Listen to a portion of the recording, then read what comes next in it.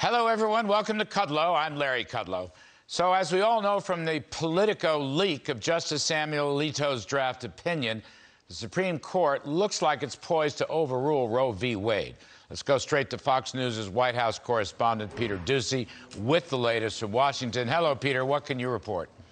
Larry, we can report something kind of surprising. White House officials don't have a problem that this leaked, that this confidential document is now public. Their issue instead is with the substance of what's on this document. What our focus is on right now, beyond the leak, is how we're going to protect a woman's right to make choices about her health care with her doctor, a right that is supported by the vast majority of the American public, and some call it a political issue. It is not. Well, it is for the Democratic National Committee. Look at this. They sent out a fundraising appeal about this. Make no mistake, reproductive rights will be on the ballot this November. And then you got the president saying that this is a reason to elect pro-choice Democrats, as the vice president has a statement that says the rights of all Americans are at risk. If the right to privacy is weakened, every person could face a future in which the government can potentially interfere in the personal decisions you make about your life. This is the time to fight for women and for our country with everything we have. And President Biden is making it sound like the ramifications from this leaked document go far beyond abortion rights. You know, if this decision holds, it's really quite a radical decision. It basically says all the decisions related to your private life, who you marry, whether or not you decide to conceive a child or not, whether or not you can have an abortion, a range of other decisions. So the president's come a long way himself on this. Right there you heard it, a big supporter, a big defender of Roe v. Wade. But back in 1974, he gave an interview to the Washingtonian where he said he does not think a woman has the sole right to say what should happen to her body. Larry? Peter, was there any hint from the White House, president on down, of court packing or ending filibusters? So remember, he had that commission with all these experts that the White House picked to look at that. They gave him a report a few months ago, and we were told today that he is still reviewing their recommendations. Got it. Peter Doocy, thank you very much. Appreciate it. All right, folks, so the decision to rule on Dobbs v. Jackson Women's Health, involving the Mississippi law banning most abortions after 15 weeks of pregnancy, is expected this summer. Now, this earthquake involves two basic issues: the potential policy change and the leak. Regarding the leak, first up, Justice John Roberts described the report as authentic. He cautioned, however, it does not represent a decision by the court or the final position of any member, and he called the leak a betrayal of the confidence of the court. Justice Roberts has directed the marshal of the court to launch an investigation into the source of the leak. But I want to talk policy first.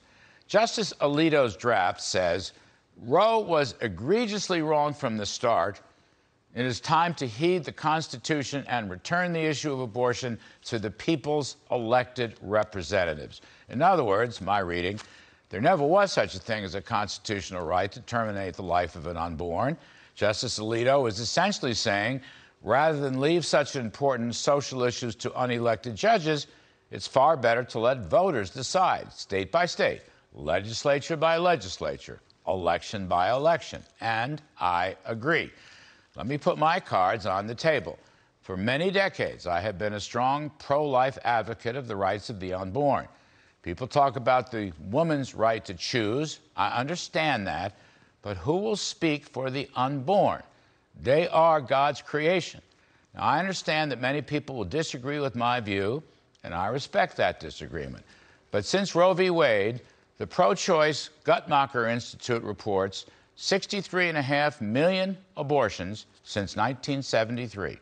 And their data is very similar to the U.S. Centers for Disease Control data.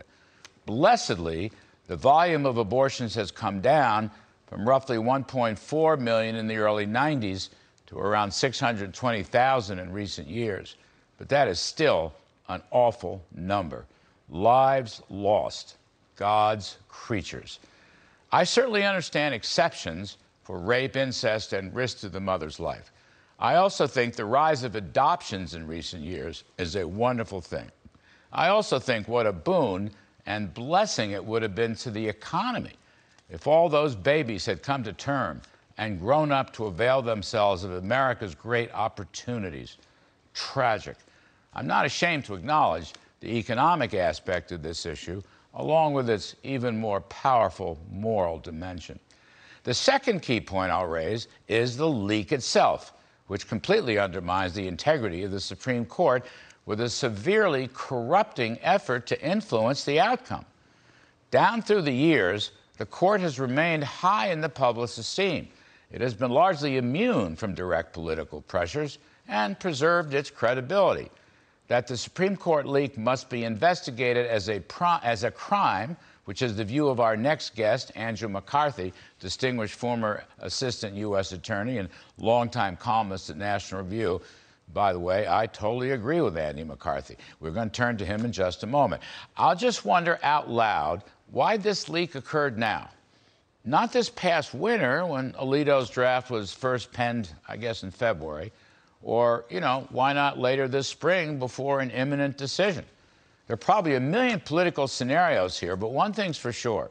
Senator Chuck Schumer does not have the Democratic votes to overturn the filibuster that would allow left-wing progressives to pack the court.